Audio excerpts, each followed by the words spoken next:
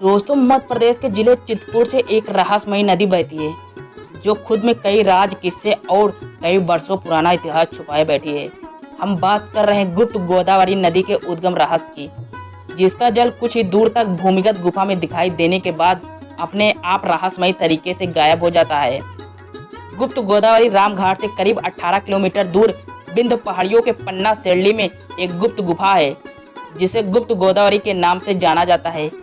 इस जगह का अपना आध्यात्मिक महत्व है। चित्रकूट दो शब्दों चित्र और कूट से मिलकर बना है। इसका अर्थ शिखर या चोटी। चित्रकूट नगरी का सनातन धर्म में एक विशेष स्थान है। गुप्त गोदावरी गुफाएं पर्यटकों के लिए सबसे आकर्षण का केंद्र है। गुप्त गोदावरी में दो रहस्यमयी गुफाएं भी हैं, जिनमें से एक गुफा बड़ी और दूसरी गुफा उससे छोटी लेकिन लंबी है। जब हम बड़ी गुफा में घुसते हैं तो हमें वहां बहुत खामोशी महसूस होगी। इस गुफा में हमें पानी नहीं मिलेगा। जैसे जैसे हम गुफा की आखिर में पहुंचेंगे तो खामोशी और सन्नाटा और भी बढ़ता जाएगा। गुफा के आखिरी में हमें एक तालाब मिलेगा। दूसरी गुफा में घुसने पर हमें गुफा में पानी मिलेगा। इन गुफाओं को कई सालों पहले प्रकृति ने अपने चमत्कार से बनाया है। जैसे जैसे हम अंदर जाते जाएंगे, पानी हमारे घुटने तक आ जाएगा। हमें अंदर एक अलग तरह का रोमांच महसूस होगा। गुफा में घूमने पर हमारे पैरों को जहां पानी नहीं है वहां भी पानी का एहसास होगा, जिसके पीछे का राज अभी तक नहीं पता चला। महाकाव्य रामायण में बताया गया है कि भगवान श्री राम 14 साल के वनवास के दौरान कुछ समय के लिए इस गुफा में रुके थे और एक दरबार भी लगाया था।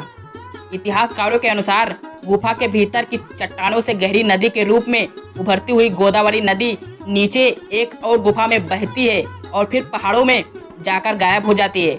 बाद में पानी को विशाल चट्टान की छत से पानी निकलता है।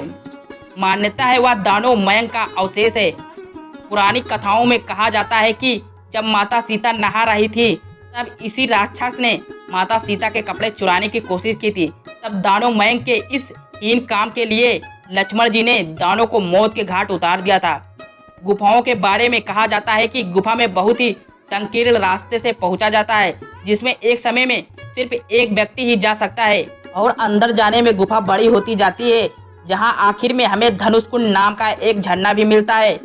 यहाँ हमें कई छोटे मंदिर दिखाई देंगे। हर मंदिर का अपना एक इतिहास और कहानी है। गुफा से बाहर निकलने पर हमें पंचमुखी शिवलिंग की मूर्ति दिखाई देगी, जिसमें पवित्र त्रिमूर्ति ब्रह्मा, विष्णु और शिव हैं।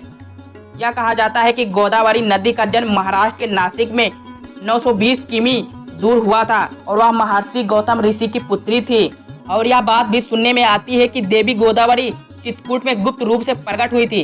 पौराणिक मान्यताओं के अनुसार प्रभु श्री राम जब चित्रकूट में प्रवेश किए तो माँ गोदावरी प्रभु राम के दर्शन करने अपने पिता से छिपकर चित्रकूट पहुँच गई।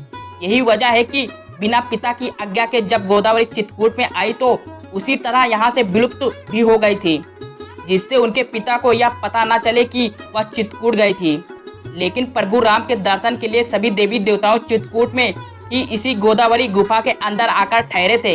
इसलिए माँ गोदावरी भी इसी गुफा के अंदर से निकल पड़ी और दर्शन किया और चरण स्पर्श के बाद कुछ दूर में जाकर विलुप्त हो गई। इसलिए चित्रकूट में गुप्त गोदावरी का महत्व बड़ा माना जाता है। यह भी हो सकता है कि देवी गोदावरी को यह बात मालूम थी कि भगवान राम त्रेता युग में ऐसी किसी गुफा में आकर वास करेंगे। यह बात कितनी सच है यह कहा नहीं जा सकता है। कामतगिरी, हनुमान धारा, सती अनसुईया मंदिर और रामघाट आदि जगह भी आप चाहे घूम सकते हैं। ये सारी जगह गुप्त गोदावरी गुफा से कुछ दूर पर हैं।